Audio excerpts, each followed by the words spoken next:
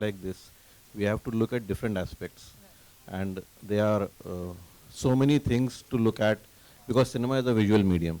So if you only limit a book to text, it will be boring, even if the text is wonderful.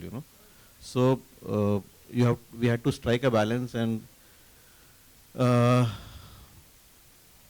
each era has its own highlights. So if there was anger in the 70s, there was romance in the 60s. And there was a socialist element, thread of socialism in the pre-60s. So all that is reflected in the movies that were made in those era.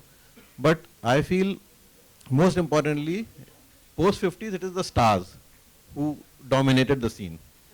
And so in the book, we had to take care of the great films, the great stars, and the memorable songs and props, and as she some of the beautiful posters that were there.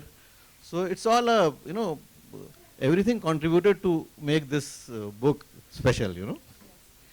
Karan, your work was, I think, even more challenging in that you went back to the glorious pre-independence cinema as well, and which is, not much is known about it. We know a few movies from the time, but, the things like Hunter Wali, Devika Rani, we know about them, but we don't know too much about them.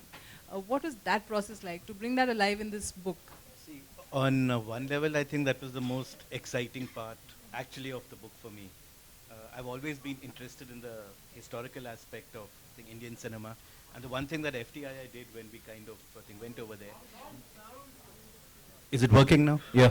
And even at the FTII, we actually had an entire semester on Indian cinema history. So it is something which I was like very into. So in that sense, of course, I think for me that was the most enjoyable part of the book.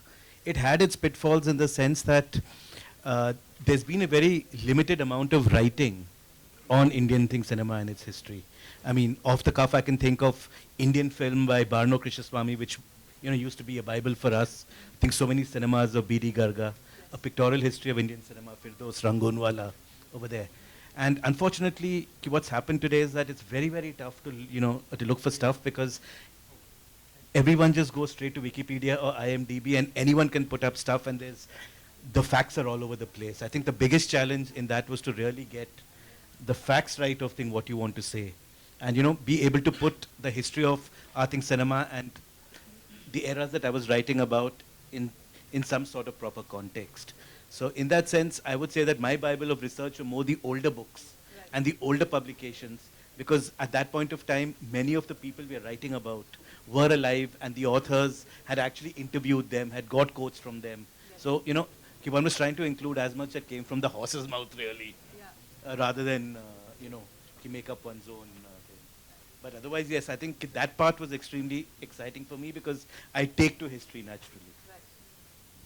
And, the period that you talk about. It was a lot of fun because I'm a kid of the 90s. I started watching films in the 90s. So a lot of it was essentially about like just going back to my growing up days where I was like literature or good journalism on them.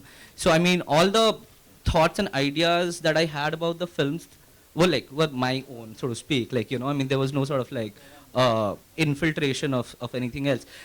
But then, as you grow up and as you your engagement with cinema differs, right? And so I thought that juxtaposition was really interesting, where I was watching or rewatching a film which I had loved, let's say when I was 10 or something.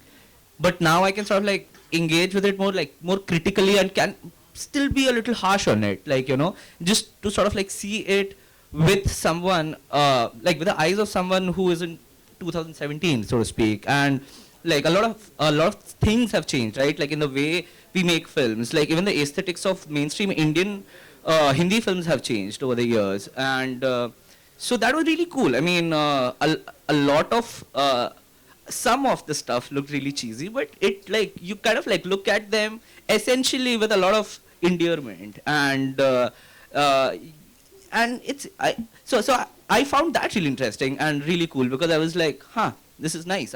Some of it has aged really well, some of it has not, but it's fine, and So I thought that was really interesting. The third part, I mean, with respect to reportage on Hindi films, I mean, my pieces did not really require me to sort of like, you know, I mean, because a lot of things are fresh in memory. So I mean, and there weren't like a lot of contentious like dates, events, and stuff like that. Of course, I mean, I did my like a basic fact check. I mean, it was fine, I would say. I mean, I'm sure like there's a big difference in the way film journalism happened in the 60s to like the area that I sort of covered, the 90s and a bit of the aughts. So, but yeah, I mean, again, like the way films are changing, I mean, journalism on it is also changing. So it was fairly fine, competent stuff, I would say, yeah. Okay, that's nice and diplomatic. But